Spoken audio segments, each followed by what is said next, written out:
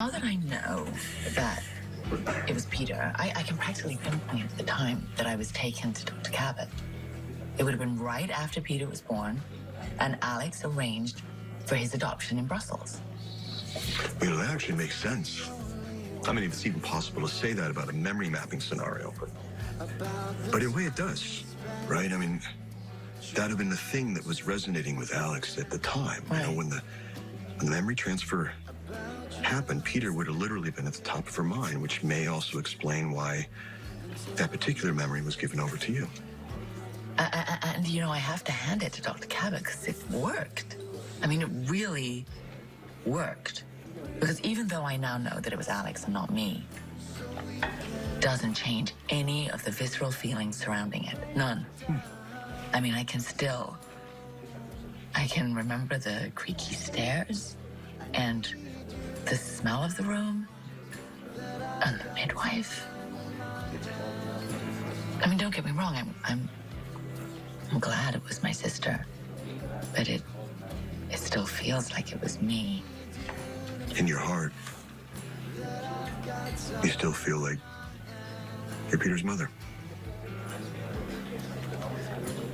Yeah, I do.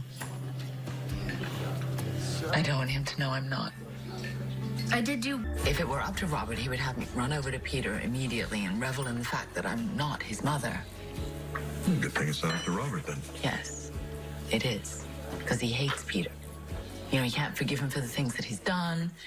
And the fact that he's Faison's son. Oh, it's always the biggest challenge. With Robert or Faison? No, Robert. He's so hard-headed, you know, and stubborn. But to tell him that I'm not, you know, that we're not, I can't really do that to him. I actually don't want to. Then don't. Because the reality is, you don't know if any of this is true.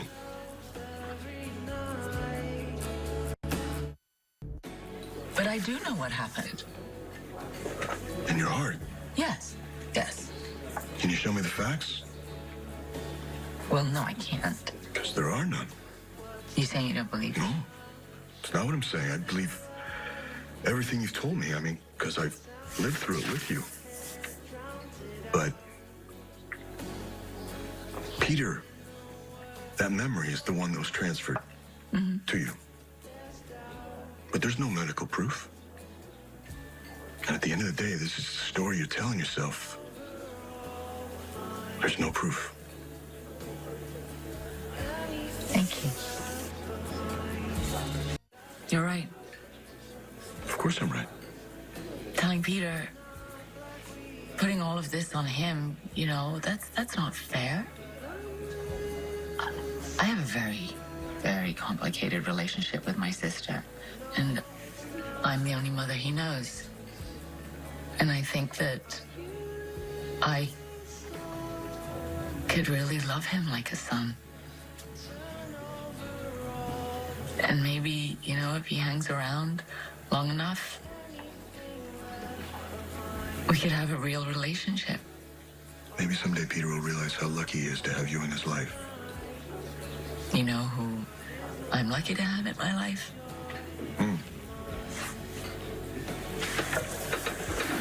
You. Oh, me.